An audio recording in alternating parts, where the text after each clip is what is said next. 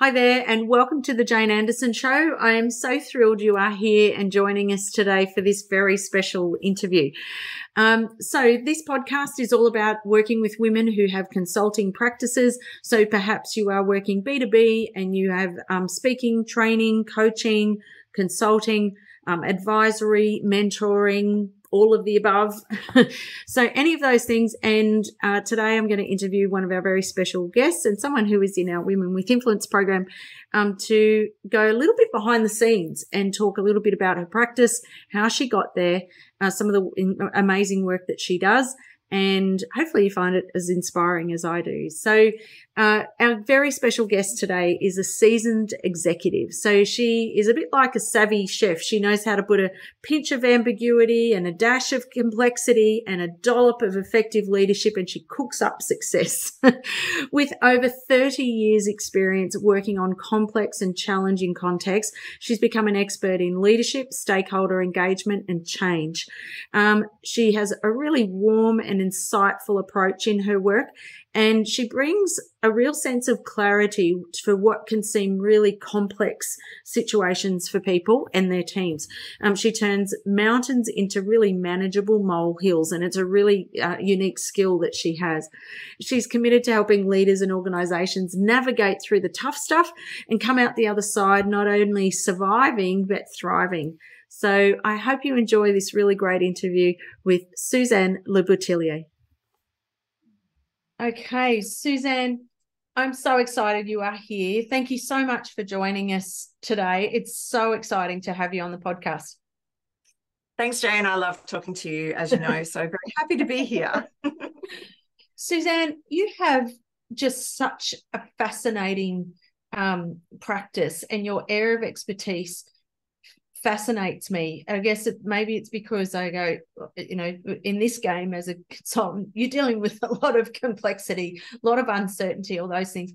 But you've had a really amazing career to get to this point. And, because on the surface, it can look like, oh, she's amazing. This all magically happened overnight and she's got this. You make it all look so easy.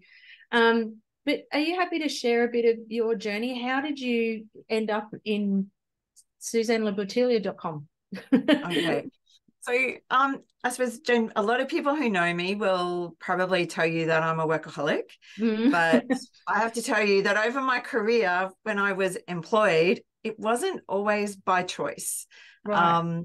And I found myself in a situation where it tended to amplify all my reactive tendencies. So it really triggered my perfectionism, my tendency to want to please people, my drive, and my deep sense of responsibility and purpose. Right. And what I found is that actually stopped me from being the person that I wanted to be, right, and how I wanted to exist in the world. And when I really started thinking about it, I realized that it wasn't making my soul sing. Right. There were pieces of work I absolutely loved and I was absolutely passionate about, and I'm still very, very purpose-driven, but I realized that I needed to actually prioritize me a little bit more. And so working outside of the public sector meant that I could still help affect system change by working on projects that I loved and with people that I really could see enormous potential in. And, I get quite excited about being part of those people's journeys. Right. But I decided that I just needed to stop being an employee. Right. And I needed to actually tap into all of the different things that I've done and help people in a range of different ways so they can thrive in complexity. Right. Yeah. That's amazing. I think for a lot of those people listening today, they're probably going, oh, that's so me. My soul is dying in corporate, or feeling like I've got more in me, but I'm just not probably getting to bring all of that self-expression out to not only what you love, but being able to help people. What do you think really helped you make the shift? Like, how did you actually do that? Okay. So, and this is typical for me. So I'm someone who likes to have a secure base. So I remember doing a leadership day with some women one day, and one of this very successful businesswoman said to me, wow. She said, you're really interesting because you've done all these really big and challenging jobs at work where you've really had to go into really difficult situations where it was really complex and you didn't know how it was going to work out. But she said, but you've had your hair cut by the same hairdresser since you were in grade 6. You've had the same dentist since you were 3 years old, you know.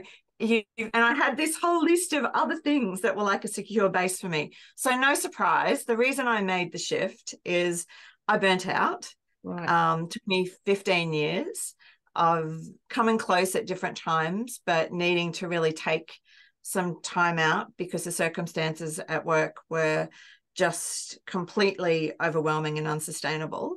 Right. And when I came back to work, I was were doing a review, and they decided to break up the area that I worked in, Right. and my role wasn't the same. And my boss at the time was very kind and ended my contract early, triggering a termination payment, Right. which I was studying at university at the time. I'd already decided after burning out, I wanted to get back to being the leader that I wanted to be. Right. And I was doing something called an executive graduate certificate in leadership through coaching and mentoring. Okay. And when people told me, oh, it's transformational, I thought, oh, yeah, they all say that, but it really was.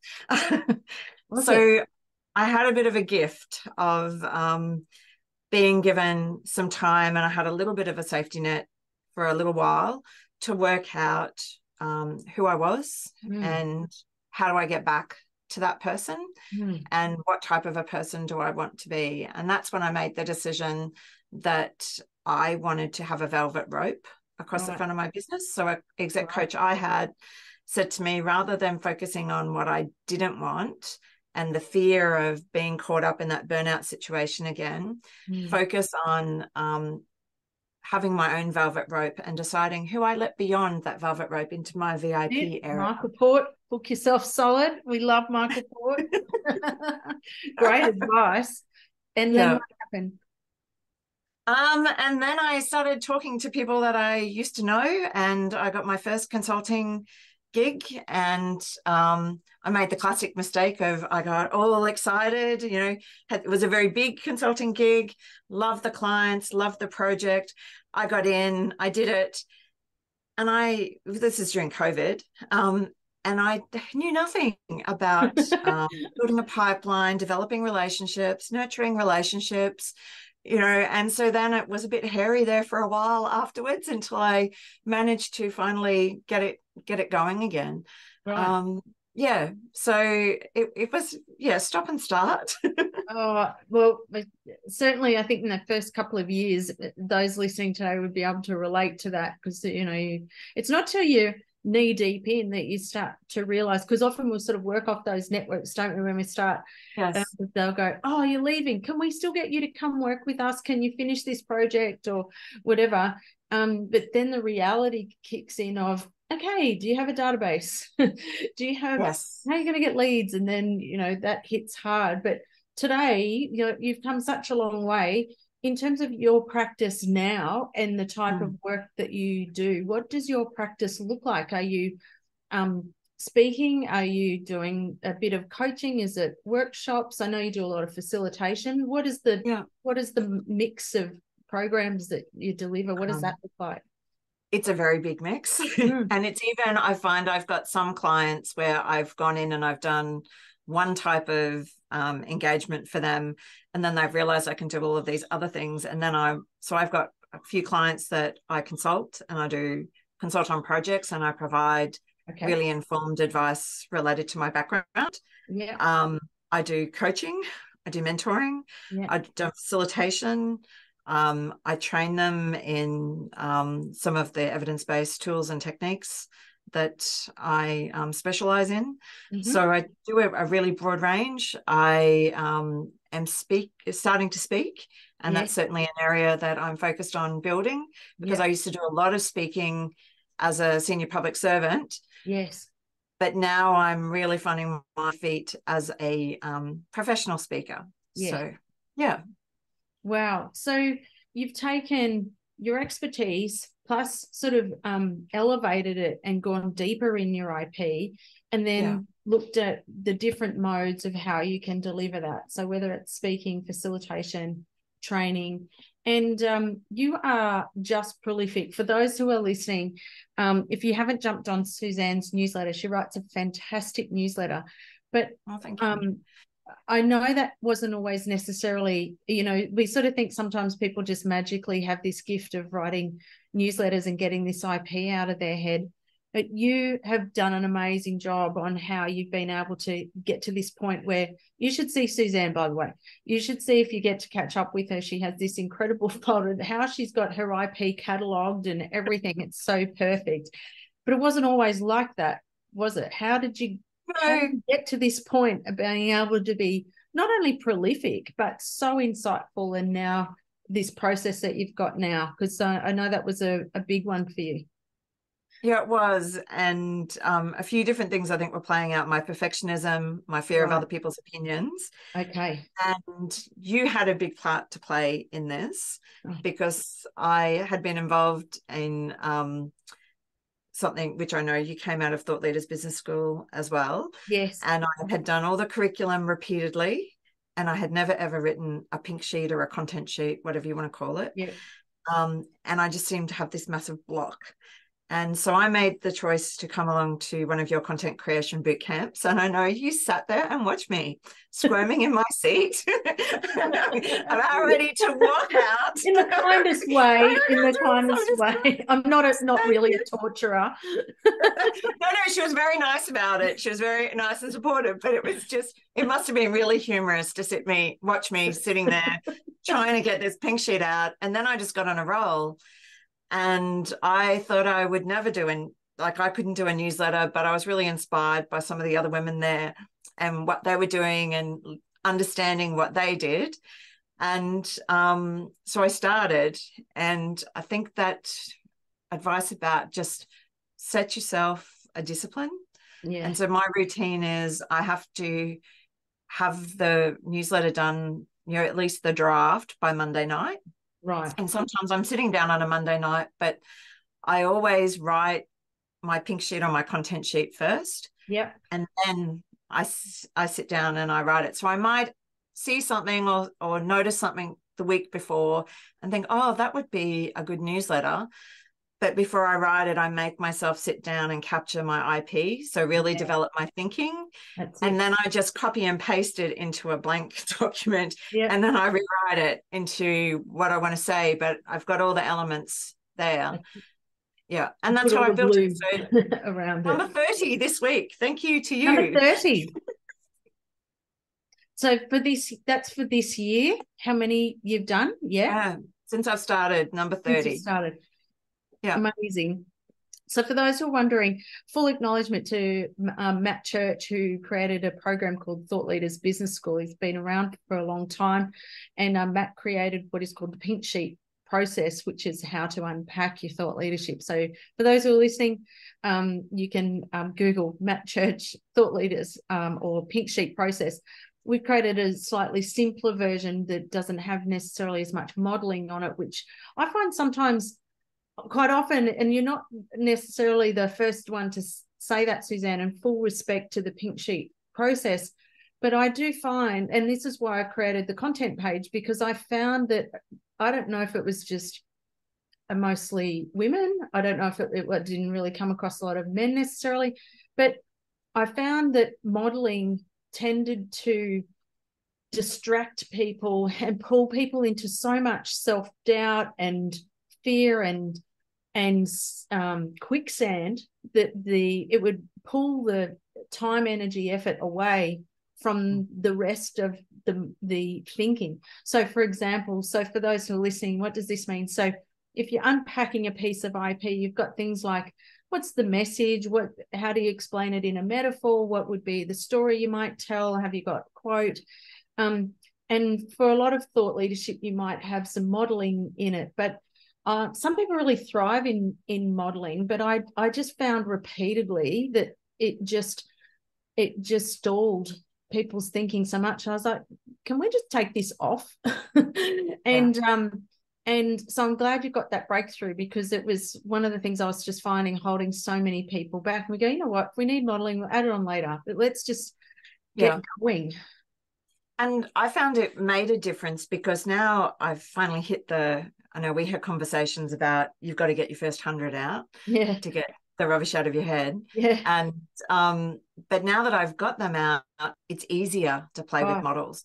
And so I've worked out my own process for doing my models and helping me to make sense of all of the different pieces of thinking that I've done, and then bring it together into a cohesive whole. And it also helps me then identify where I've got gaps. And then I'll think, oh, I'll do a newsletter about that and I'll fill the gap. Yeah. So it becomes part of the iteration process, as opposed to, you know, where it originates necessarily. So you can just, you know, it allows that a stream of consciousness to just keep moving, and let the floodgates go for a while, and then we can come back in that iteration of them if we've got to come back and do modeling. And yours have evolved so much. I'm seeing different palettes, or there's other stories you add on, and just a living, breathing sort of tool that continues to evolve. So with the IP that you're looking at doing, what are you going to do with it? Are you going to, is it just newsletters, or is it blogs and big books? plans? And what are you thinking? So I went and I spread all my pink sheets and content sheets out and started to look for the patterns in them, and I'm going to write a book. I am writing a book. I'm well into it now. And I've been using it all to develop the models that help tie different parts of the book together. And that will then be the meta sort of level explanation of what my practice is all about. And then I will develop programs and keynotes and other things from there. And I think I will always still do the facilitation.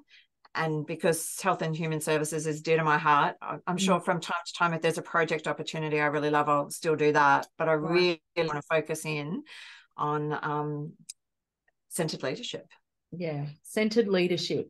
So what does centered leadership mean? Okay, so I've got two core metaphors within the book. And the first one is I've over many years, I always used to talk about I'm just in the middle of a perfect storm.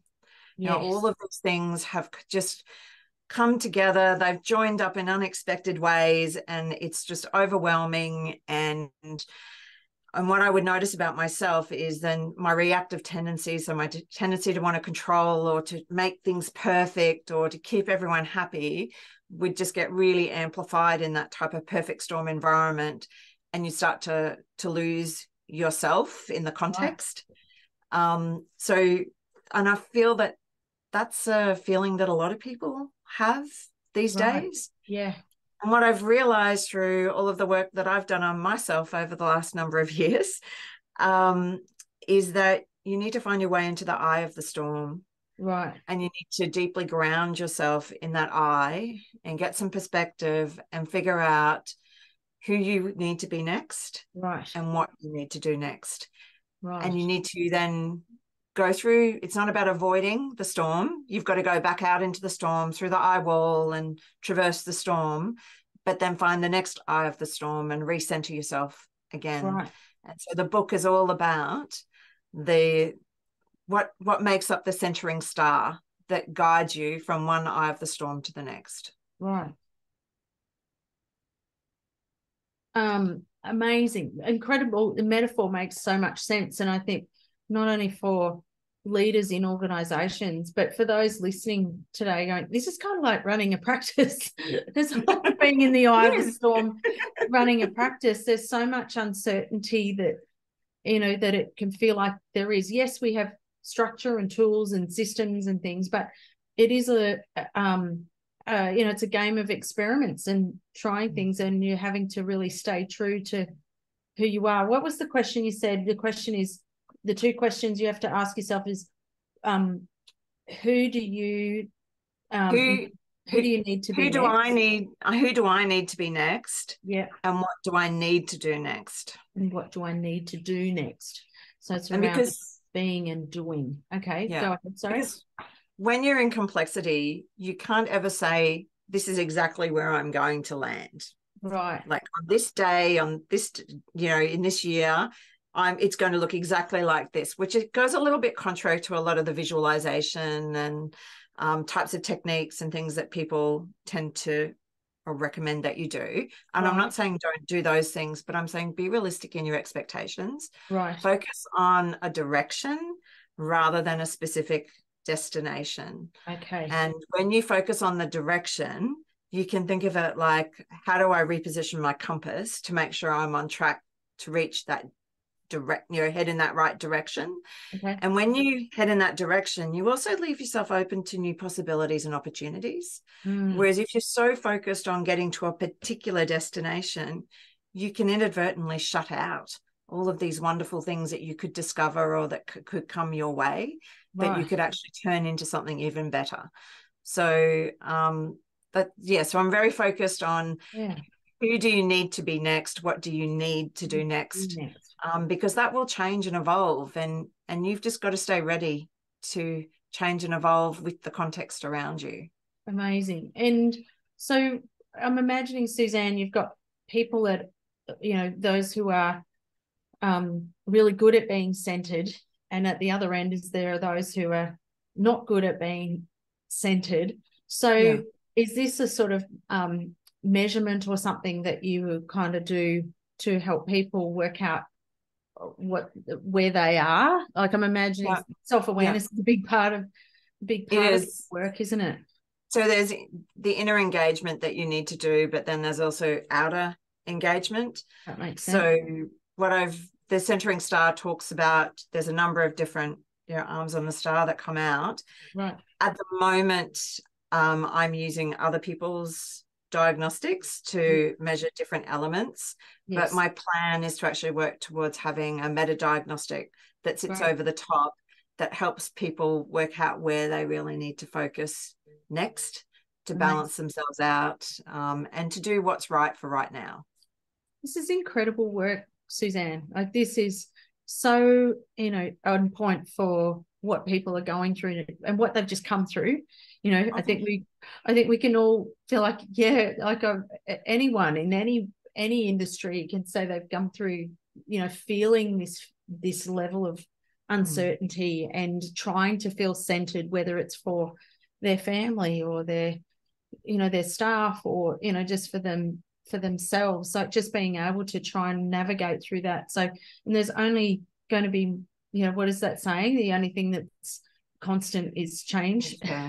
Or, so, I think you've got a really bright future with this work. And I wish I had this back when I was a leader in corporate. I think this would really help, trying to manage, just not only your own journey as a leader, but just trying to help others through it, because sometimes you might not be able to, if we don't always have, say, someone like you come in and roll that out in a whole organization, which is probably what is going to need to happen for many. But even just being able to help work out with staff and your teams to help them, okay, well, I can identify which part of this model. And it's the beauty of your thought leadership, so that you're translating what seems all murky and not working out, where do I need to spend my energy, effort and time, so that I can not only help myself, but I can help others through it.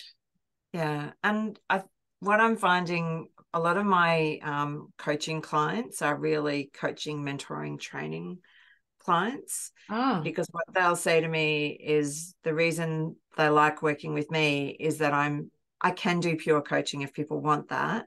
Right. But what they keep asking me for is a mix, so that we actually move between being a coach, and then we'll do the transition into, there's a mentoring opportunity here, and they want to explore in more of a mentoring conversation the different ways in which you might be able to approach some things. I mean, I've lived through a lot of my own things. Like, I've had some great successes, but believe me, I've also had my own fair share of failures, where I've learned so much through those. And then you know different frameworks and concepts and tools that help people reflect and feel safe to actually try and experiment themselves to find what fits for them. So it's bringing all of that together in a way that people can actually use it. And if it means that I can stop someone from being on the roller coaster like I was, where you're sort of going up towards burnout, and then you come down, and then you go back up, and then all of a sudden just slam into, is it a big damper at the end of the roller coaster? If I can stop someone from hitting that and just being able to have a gentler ride, and my purpose will have been fulfilled. So Susanne, in terms of your practice, what does it look like? Do you have a team? Like, do you have a marketing team and a accounting team and the receptionist? So what does your practice look like? Who do you have working with you? So my core practice is myself and Janella, my absolutely amazing assistant. Right. Janella and I have worked together for about 2 years. Yeah. And that was a really good choice, I think I made, to bring her in. And she'd been trained to support a different type of practice, but over the last couple of years, we've learned how to work together. Okay. And she's very much a part of the rhythm of what I do every week. Okay. So it's her and I, and then I have I've started using a fellow on Upwork to help me with some of my graphic design. Okay. I've got someone reworking on my PowerPoint templates at the moment. So I look for people that I can then go back to for bits and pieces when I need. Yes. I had some help with my podcast. But yeah, so it's looking at how do you have that sort of core team, the people that help you. And then I've got what I would call trusted partners or collaborators that we might work on a bigger project together. Or Samantha Rush and I have developed a game together. Yeah. So we've both got our own separate practices, but we did an accreditation for this fantastic tool called Indicator of Ambiguity, which we both loved, but we wanted to do something different with it. So we developed a game together where people can get an awareness of their own tolerance of ambiguity through actually playing the game. Right. And then they can actually practice the skills that help you build tolerance of ambiguity. And we know the evidence base is really strong around gamified learning. So we decided it was a good way for people to let their teams have fun, but to actually get real value from it. Oh, so good. So clever. I love how you just keep innovating and finding new ways to take your practice and your expertise in different ways to consume it and to help people get those insights. I think it's all about finding clever ways to help people learn and engage, and the old ways don't necessarily under default anymore. So you've had an incredible journey with your practice so far, and you've got a big one ahead with your book coming, diagnostics coming. This is really taking your practice to a whole new level. What have been the biggest learnings in your practice? If you had to think top 2 or 3, what have you learned about your practice or yourself, or that have been big insights for you? Get the right type of support early. Right. So I've worked with coaches in different ways since I came out by myself, and I certainly learnt things from them that were valuable. But what I kept finding is they didn't understand my world. Right. And that was, so I think if I was to do something differently, I would look for someone who understood my world much earlier. Yeah. And that makes a huge amount of difference. And although you learn things from other people, if they don't understand your world, they can get you doing things that either aren't aligned with your brand, or they're not aligned with you and your values. Yes. Or they're trying to push you, and then you feel this, that doesn't feel like me. Yeah. I know I need to do this, but that's not who I am, and that's not the type of person that I want to be. Yes. So really getting clear about who you are, what your values are, trusting your own gut. Like, you've obviously, if you if you're in a market that you know really well, trust what you know about that. I have to keep going back and reminding myself, hang on a minute, when you were back in one of those jobs, what were you like? And so, because I've got a big issue with fear of other people's opinions, and I don't like to annoy people. And I think, I don't want to annoy people. I know how busy they are. And then I have to sometimes think about, well, hang on a minute. Was it really annoying to get that? Or was it actually a reminder, oh, I need to do something about that. I forgot about it amongst the 10 million other things I needed to do. That's right. Yes. Yeah. Yeah. The other big lesson for me is very early on, I did something called Competing Values Framework, and I did an assessment on my business, which was me. Yes. And realized that there were certain aspects of my business that were going to be a weak point for me, which was things like doing all the financial admin. Yes. Because I'd rather be delivering or thinking or engaging with people. And so if I had it all to do again, I would put structures and systems in place for that really early on, because what happened is it didn't really matter because it wasn't that busy, and then it took off, and then it took off for a sustained period of time. Right. And I didn't have those, then it was just you just backpedaling all the time, and I've had to do a lot of cleaning up, and just sucks a lot of energy. Yes. So I think if you can get those systems in place and get those supports in early and get the expert advice, don't be afraid to pick up the phone and talk to your accountant, rather than wait till it all goes in and then go, help, I'm a bit lost.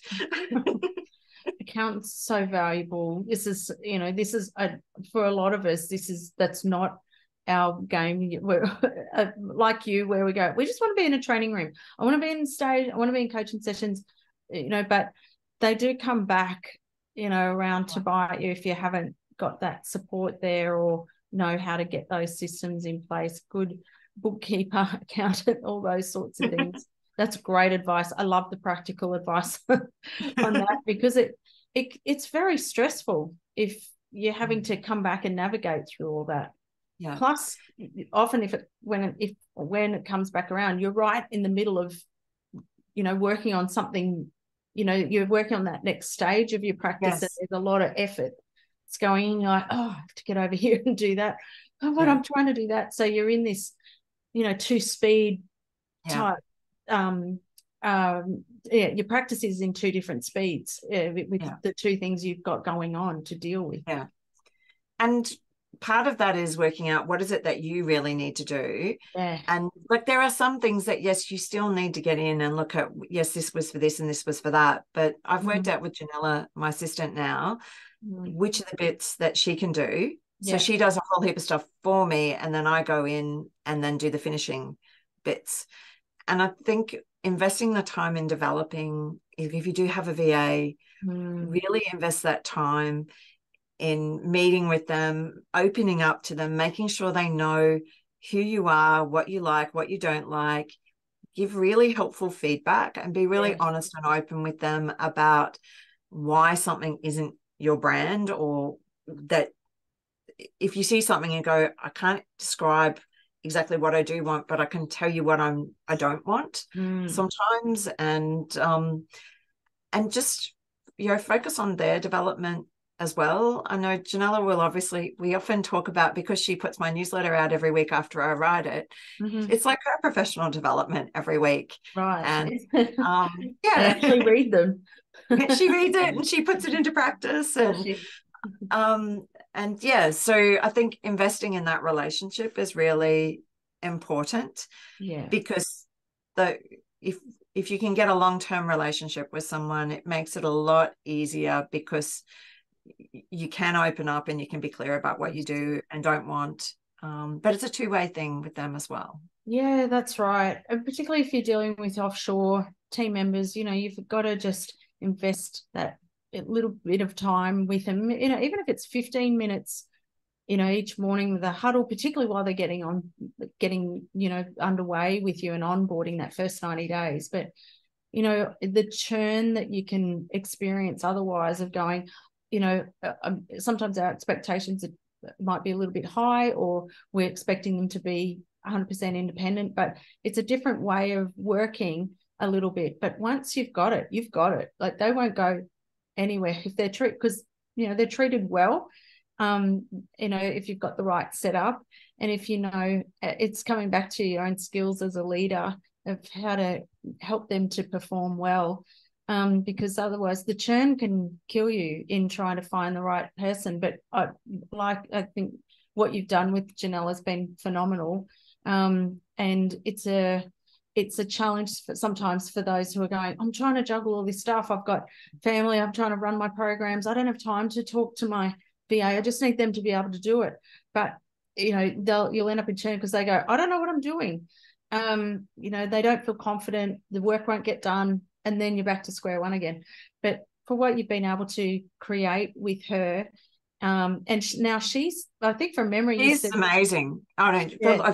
It's not all me. It's also she's wonderful. Like she is. Yeah. She's so hardworking, and she's so keen to learn. She's studying. She's doing other things as well. She's yeah. But I know that I'm the problem often. Do you know? It's not her. It's like I might not have spent the time I need to make sure things are clear.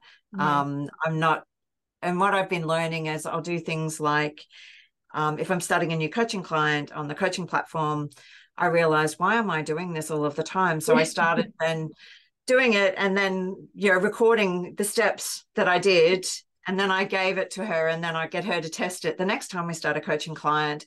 And then, oh, look, now that's something that she can take over. And I said, well, can you put that in the procedure form? And, you know, we're trying to get a system in place so that we're capturing all of that information about how to do things in the way that suit my practice. Yes. But you have to put the effort in. And so most of the time when things don't work quite the right way with Janella, it's because I haven't put the work in. It's not because of Janella. Right.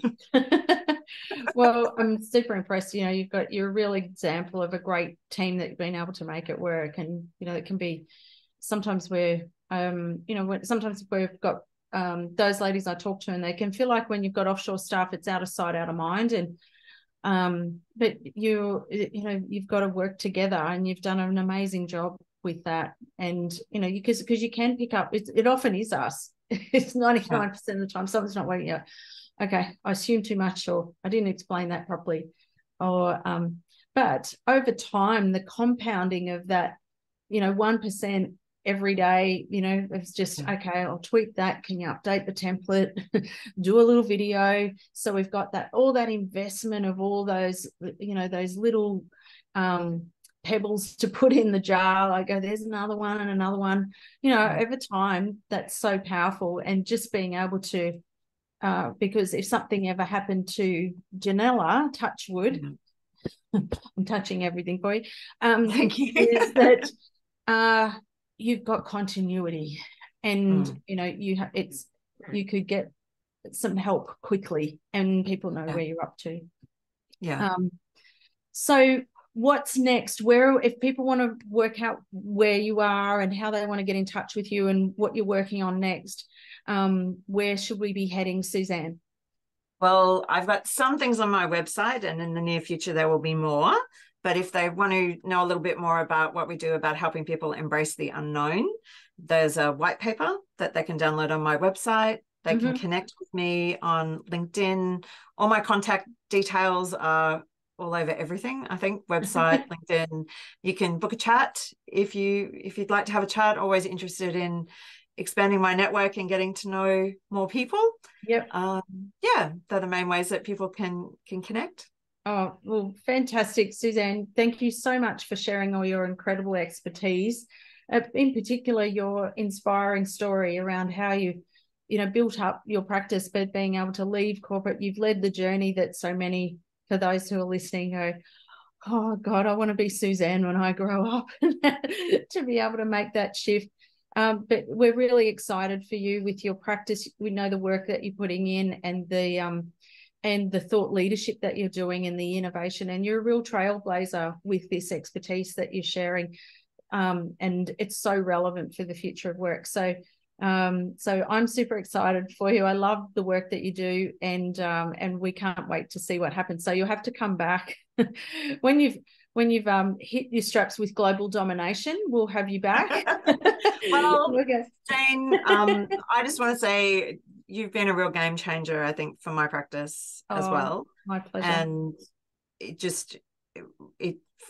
you really get my world, and you understand that, and it's made a world of difference to me and my practice, and it's helped me get clarity about what my practice needs to look like in the future and what I'm working towards. And I know when you're in any business, you have ups and downs, and it just means so much to know that you're in my corner, and that you're there supporting and cheering me on, and that if I have a question, you're always just so helpful. So thank you. That's my pleasure. This is a tough game, and if it was, it was easy. It's that saying, if it was easy, everybody'd be doing it. But there are the highs, the celebrations, and so much fun.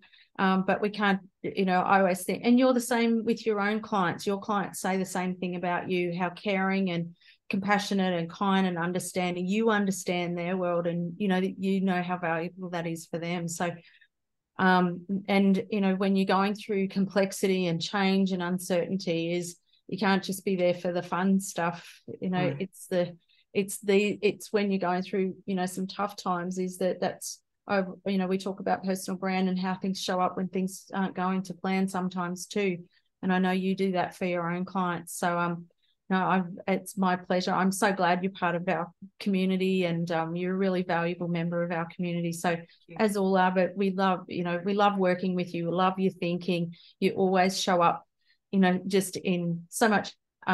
You're inspiring. You're really inspiring for us all to learn from, and I learn from you all the time. I read your blog every week. I'm like Janella. I go, okay, how do I implement that? That's interesting.